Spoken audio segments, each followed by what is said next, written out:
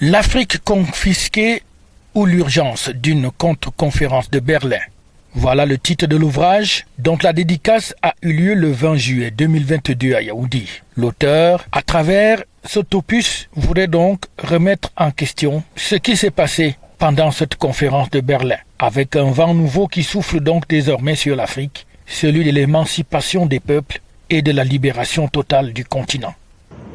Le livre est donc de 310 pages, comme je l'ai dit, et le premier chapitre, après l'introduction, c'est l'histoire de l'intégration régionale et de la répartition de l'Afrique.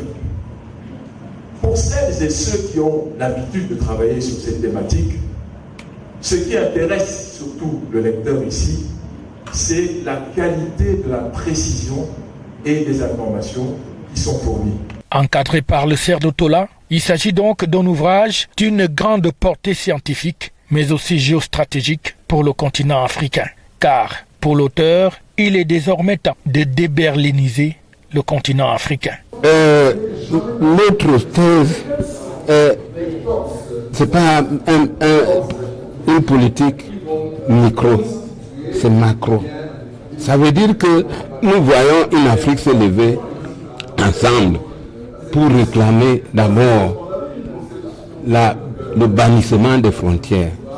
Une fois que les frontières sont bannies, une fois que l'Afrique est unie, elle sera plus forte.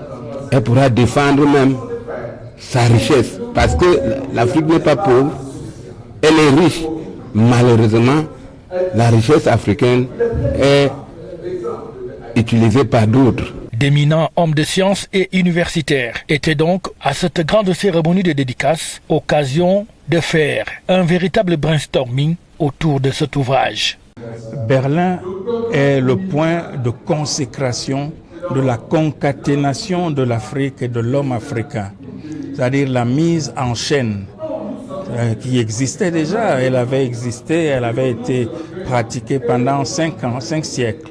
Et pendant ces 5 siècles-là, on ne s'en souvient pas souvent,